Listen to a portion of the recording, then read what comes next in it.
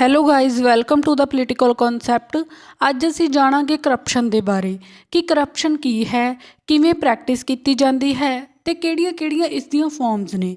ਉਸ ਬਾਰੇ ਥੋੜਾ ਡੈਪਥ ਦੇ ਵਿੱਚ ਜਾ ਕੇ ਸਮਝਣ ਦੀ ਕੋਸ਼ਿਸ਼ ਕਰਾਂਗੇ ਅਤੇ ਇਹੋ ਜਿਹੇ ਕਿਹੜੇ ਕਾਰਨ ਨੇ ਜਿਨ੍ਹਾਂ ਕਰਕੇ ਨੈਸ਼ਨਲ ਤੇ ਇੰਟਰਨੈਸ਼ਨਲ ਲੈਵਲ ਤੇ ਕਈ ਪੋਲੀਟੀਸ਼ੀਅਨ ਤੇ ਪਾਲਿਸੀ ਮੇਕਰਸ ਦਾ ਮੇਨ ਗੋਲ ਇਸ ਇਸ਼ੂ ਨੂੰ ਖਤਮ ਕਰਨਾ ਬਣ ਚੁੱਕਾ ਹੈ। ਸੋ ਬਹੁਤ ਸਾਰੇ ਪੁਰਾਣੇ ਥਿੰਕਰਸ ਔਰ ਫਿਲੋਸਫਰਸ ਜਿਵੇਂ ਕਿ ਪਲੈਟੋ, ਅਰਿਸਟੋਟਲ, ਮਿਕਿਆਵਲੀ ਤੇ ਮੋਂਟੈਸਕਿਊ ਵਰਗੇ ਆਪਣੀਆਂ ਰਾਈਟਿੰਗਸ ਦੇ ਵਿੱਚ ਸਪੈਸ਼ਲੀ ਪੋਲੀਟੀਕਲ ਕਰਪਸ਼ਨ ਤੇ ਆਪਣਾ ਕੰਸਰਨ ਦੇ ਚੁੱਕੇ ਨੇ। ਇਹਨਾਂ ਫਿਲੋਸਫਰਸ ਦੇ ਹਿਸਾਬ ਨਾਲ ਜੇ ਵੇਖਿਆ ਜਾਏ ਤਾਂ ਜੋ ਰੂਲਰਸ ਨੇ ਜ਼ਿਆਦਾਤਰ ਉਹਨਾਂ ਦੀ ਗਵਰਨਿੰਗ ਤੇ ਜੋ ਉਹ ਸਰਵਿਸਿਜ਼ ਦਿੰਦੇ ਨੇ ਉਹ ਸਿਰਫ ਆਪਣੇ ਫਾਇਦੇ ਲਈ ਤੇ ਸੈਲਫ ਇੰਟਰਸਟ ਲਈ ਕਰਦੇ ਨੇ।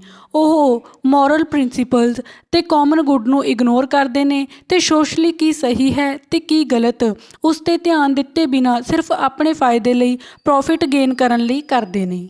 ਇੱਕ ਵਿਅਕਤੀ ਦੇ ਹੱਥ ਵਿੱਚ ਸੱਤਾ ਦਿੱਤੀ ਜਾਂਦੀ ਹੈ ਤਾਂ ਕਿ ਉਹ ਜਨਤਾ ਦੀ ਸੇਵਾ ਅਤੇ ਉਹਨਾਂ ਦੀ ਭਲਾਈ ਲਈ ਜ਼ਰੂਰੀ ਪਾਲਿਸੀਜ਼ ਬਣਾਵੇ, ਪਰ ਉਹ ਐਵੇਂ ਨਹੀਂ ਕਰਦੇ, ਸਗੋਂ ਉਹ ਪਾਲਿਸੀਜ਼ ਬਣਾਉਂਦੇ ਨੇ ਜਿਨ੍ਹਾਂ ਦਾ ਉਹਨਾਂ ਨੂੰ ਇੰਡੀਵਿਜੂਅਲੀ ਪਰਸਨਲੀ ਬੈਨੀਫਿਟ ਹੋਵੇ ਤੇ ਇਹੀ ਹੈ ਕਰਪਸ਼ਨ।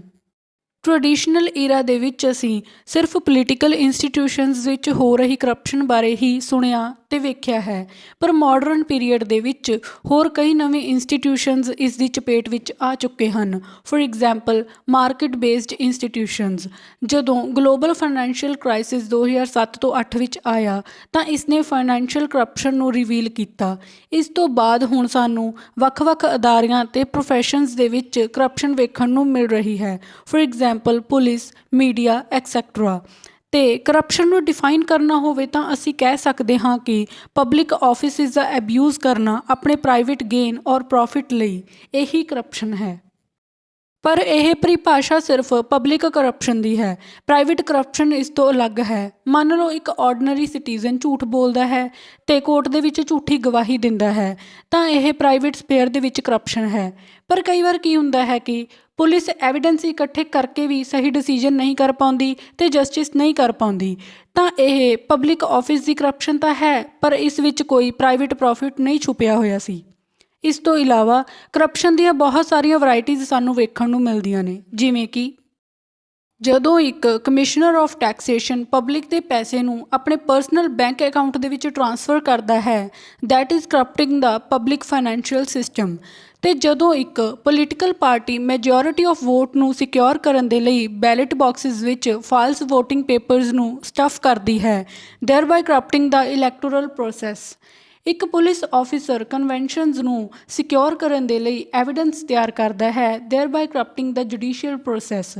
ਪਰ ਜ਼ਰੂਰੀ ਨਹੀਂ ਹੈ ਕਿ ਕਰਪਸ਼ਨ ਹਮੇਸ਼ਾ ਇਕਨੋਮਿਕ ਕਰੈਕਟਰ ਦੇ ਵਿੱਚ ਹੀ ਹੋਵੇ, ਬਲਕਿ ਕਰਪਸ਼ਨ ਦਾ ਏਰੀਆ ਬਹੁਤ ਵਾਈਡ ਹੈ ਤੇ ਇਹ ਬਹੁਤ ਡਾਇਵਰਸ ਏਰੀਆਜ਼ ਦੇ ਵਿੱਚ ਪ੍ਰੈਕਟਿਸ ਕੀਤੀ ਜਾਂਦੀ ਹੈ। ਕਰਪਸ਼ਨ ਨੂੰ ਇਕਨੋਮਿਕ ਕ੍ਰਾਈਮਸ ਨਾਲ ਵੀ ਆਇਡੈਂਟੀਫਾਈ ਕੀਤਾ ਜਾਂਦਾ ਹੈ, ਜਿਵੇਂ ਕਿ ਰਿਸ਼ਵਤ, ਜਿਸ ਨੂੰ ਅਸੀਂ ਅੰਗਰੇਜ਼ੀ ਦੇ ਵਿੱਚ ਬ੍ਰਾਈਬਰੀ ਕਹਿੰਦੇ ਹਾਂ, ਫਰਾਡ ਐਂਡ ਇਨਸਾਈਡਰ ਟ੍ਰੇਡਿੰਗ। ਪਰ ਭ੍ਰਿਸ਼ਟਾਚਾਰ ਹਮੇਸ਼ਾ ਗੈਰ ਕਾਨੂੰਨੀ ਵੀ ਨਹੀਂ ਹੁੰਦਾ। ਰਿਸ਼ਵਤਖੋਰੀ ਕਰਪਸ਼ਨ ਦਾ ਸਿਰਫ ਇੱਕ ਨਮੂਨਾ ਜਾਂ ਫਿਰ ਕਹਿ ਲਓ ਇੱਕ ਪਹਿਲੂ ਹੈ। 1977 ਤੋਂ ਪਹਿਲਾਂ ਫੋਰਨ ਕੰਟਰੈਕਟਸ ਨੂੰ ਸਿਕਿਉਰ ਕਰਨ ਦੇ ਲਈ US ਕੰਪਨੀਜ਼ ਦੁਆਰਾ ਰਿਸ਼ਵਤ ਦੀ ਆਫਰ ਦੇਣਾ ਗੈਰ ਕਾਨੂੰਨੀ ਨਹੀਂ ਸੀ ਤੇ ਐਵੇਂ ਹੋ ਸਕਦਾ ਹੈ ਕਿਉਂਕਿ ਕਰਪਸ਼ਨ ਸਿਰਫ ਲਾਅ ਜਾਣੀ ਕਿ ਕਾਨੂੰਨ ਦਾ ਮੈਟਰ ਹੀ ਨਹੀਂ, ਸਗੋਂ ਇੱਕ ਨੈਤਿਕਤਾ ਦਾ ਮਾਮਲਾ ਵੀ ਹੈ। ਇਸ ਤੋਂ ਬਾਅਦ ਮਨੁੱਖੀ ਅਧਿਕਾਰਾਂ ਦੇ ਸ਼ੋਸ਼ਣ ਨਾਲ ਸੰਬੰਧ ਹੈ ਕਰਪਸ਼ਨ ਦਾ, ਬਿਲਕੁਲ ਉਸੇ ਤਰ੍ਹਾਂ ਜਿਵੇਂ ਕਰਪਸ਼ਨ ਦਾ ਕੈਜੂਅਲ ਰਿਲੇਸ਼ਨ ਹੈ ਪਾਵਰਟੀ ਦੇ ਨਾਲ। ਇਸ ਨੂੰ ਡੈਪਥ ਦੇ ਵਿੱਚ ਜਾ ਕੇ ਸਮਝਦੇ ਹਾਂ, ਜਿਵੇਂ ਕਿ ਕੰਸੀਡਰ ਕੀਤਾ ਜਾਂਦਾ ਹੈ ਕਿ ਡਿਵੈਲਪਿੰਗ ਕੰਟਰੀਜ਼ ਦੇ ਵਿੱਚ ਕਰਪਟ ਅਥਾਰਟੇਰੀਅਨ ਜਾਣੀ ਕਿ ਉਹ ਲੀਡਰਸ ਜੋ ਆਪਣੇ ਪਰਸਨਲ, ਆਪਣੀ ਫੈਮਲੀਜ਼ ਤੇ ਆਪਣੇ ਸਪੋਰਟਰਸ ਦੇ ਬੈਨੀਫਿਟ ਦੇ ਲਈ ਦੇਸ਼ ਦੇ ਨੈਚੁਰਲ ਸੋਰਸਿਸ ਨੂੰ ਘੱਟ ਰੇਟਾਂ ਤੇ ਡਿਵੈਲਪਡ ਨੇਸ਼ਨਸ ਨੂੰ ਵੇਚਦੇ ਨੇ। ਇਸੇ ਲਈ ਵੈਨਰ ਕਹਿੰਦੇ ਨੇ ਕਿ ਇਹ ਇੱਕ ਤਰ੍ਹਾਂ ਦੀ ਚੋਰੀ ਹੈ, ਇੱਕ ਤਰ੍ਹਾਂ ਦੀ ਕਰਪਸ਼ਨ ਹੈ ਜਨਤਾ ਦੀ ਪ੍ਰਾਪਰਟੀ ਦੀ। ਤੇ ਇਹਨਾਂ ਕੰਟਰੀਜ਼ ਦੇ ਇਹਨਾਂ ਕਰਪਟ ਰੂਲਰਸ ਦੇ ਕਾਰਨ ਉੱਥੋਂ ਦੇ ਲੋਕ ਅਤੇ ਸਿਟੀਜ਼ਨਸ ਸਫਰ ਕਰਦੇ ਨੇ ਤੇ ਗਰੀਬੀ ਦਾ ਸ਼ਿਕਾਰ ਬਣਦੇ ਨੇ, ਕਿਉਂਕਿ ਉਹਨਾਂ ਦੇ ਲੀਡਰਸ ਨੇ ਕਰਪਸ਼ਨ ਕੀਤੀ ਆਪਣੇ ਪਰਸਨਲ ਗੇਨ ਲਈ, ਪਰਸਨਲ ਪ੍ਰੋਫਿਟ ਦੇ ਲਈ। ਸੋ ਇਸ ਤਰ੍ਹਾਂ ਕਰਪਸ਼ਨ ਦਾ ਬਹੁਤ ਡੂੰਘਾ ਤੇ ਨੇੜੇ ਦਾ ਸੰਬੰਧ ਹੈ ਗਰੀਬੀ ਦੇ ਨਾਲ। ਇਸ ਤੋਂ ਇਲਾਵਾ ਬਹੁਤ ਸਾਰੇ ਕਾਰਨ ਨੇ ਜਿਸ ਕਰਕੇ ਕਰਪਸ਼ਨ ਹੁੰਦੀ ਹੈ, ਜਿਵੇਂ ਕਿ lack of leadership, lack of awareness, low literacy rate, lack of effective management. And mostly ਸਾਨੂੰ ਕਰਪਸ਼ਨ ਵੇਖਣ ਨੂੰ ਮਿਲਦੀ ਹੈ politics, property, income tax department ਅਤੇ ਸਰਵਿਸਿਜ਼ ਜਿਵੇਂ ਕਿ ਐਜੂਕੇਸ਼ਨ, ਹੈਲਥ ਕੇਅਰ ਅਤੇ ਬੈਂਕਿੰਗ ਦੇ ਵਿੱਚ। ਇਸ ਤੋਂ ਇਲਾਵਾ ਪਬਲਿਕ ਸੈਕਟਰ ਦੇ ਵਿੱਚ ਕਰਪਸ਼ਨ ਦਾ ਮਤਲਬ ਹੈ ਵੱਧ ਤੋਂ ਵੱਧ ਪ੍ਰੋਫਿਟ ਗੇਨ ਕਰਨਾ by exploiting employees and consumers. Government ਦੇ ਹਰੇਕ ਛੋਟੇ ਵੱਡੇ ਲੈਵਲ 'ਤੇ ਕਰਪਸ਼ਨ ਐਗਜ਼ਿਸਟ ਕਰਦੀ ਹੈ। ਕਰਪਸ਼ਨ ਪਰਸੈਪਸ਼ਨ ਇੰਡੈਕਸ 2021 ਦੇ ਵਿੱਚ 85ਵਾਂ ਰੈਂਕ ਸੀ ਇੰਡੀਆ ਦਾ ਟੋਟਲ 180 ਕੰਟਰੀਜ਼ ਦੇ ਵਿੱਚੋਂ। ਅਤੇ ਆਲਮੋਸਟ ਇੰਡੀਆ ਦੀ ਅੱਧੀ ਜਨਸੰਖਿਆ ਪਬਲਿਕ ਆਫਿਸਿਸ ਦੇ ਵਿੱਚ ਆਪਣੇ ਕੰਮ ਕਰਵਾਉਣ ਦੇ ਲਈ ਰਿਸ਼ਵਤ ਦਿੰਦੀ ਹੈ, ਪਰ ਨਾਗਰਿਕ ਖੁਦ ਵੀ ਕਰਪਸ਼ਨ ਕਰਦੇ ਨੇ ਇਨਕਮ ਟੈਕਸਿਸ ਦਾ ਭੁਗਤਾਨ ਨਾ ਕਰਕੇ। ਸੋ ਹਰ ਕੋਈ ਕਰਪਸ਼ਨ ਫ੍ਰੀ ਕੰਟਰੀ ਤਾਂ ਚਾਹੁੰਦਾ ਹੈ, ਜਦਕਿ ਕਿਤੇ ਨਾ ਕਿਤੇ ਅਸੀਂ ਸਾਰੇ ਹੀ ਇਸ ਪ੍ਰੋਬਲਮ ਦੇ ਵਿੱਚ ਹਿੱਸਾ ਪਾ ਰਹੇ ਹਾਂ ਅਤੇ ਇਸ ਨੂੰ ਹੋਰ ਵੀ ਜ਼ਿਆਦਾ ਪ੍ਰਮੋਟ ਕਰ ਰਹੇ ਹਾਂ ਰੋਕਣ ਦੀ ਬਜਾਏ। ਜਿਵੇਂ ਕਿ ਇਲੈਕਸ਼ਨਸ ਦੇ ਸਮੇਂ ਪੋਲੀਟੀਸ਼ੀਅਨਸ ਔਰ ਰਿਪਰੈਜ਼ੈਂਟੇਟਿਵਸ ਤਾਂ ਜਿੱਤਣ ਵਾਸਤੇ ਪੈਸਾ ਅਤੇ ਨਸ਼ਾ ਆਫਰ ਕਰਦੇ ਨੇ ਅਤੇ ਆਪਾਂ ਲੋਕ ਇਹ ਪੈਸਾ ਅਸੈਪਟ ਕਰਦੇ ਹਾਂ ਅਤੇ ਰਿਸੀਵ ਕਰਕੇ ਆਪ ਵੀ ਕਰਪਸ਼ਨ ਕਰਦੇ ਹਾਂ ਅਤੇ ਖੁਦ ਵੀ ਓਨੇ ਹੀ ਗੁਨਾਹਗਾਰ ਅਤੇ ਭਾਗੀਦਾਰ ਬਣਦੇ ਹਾਂ।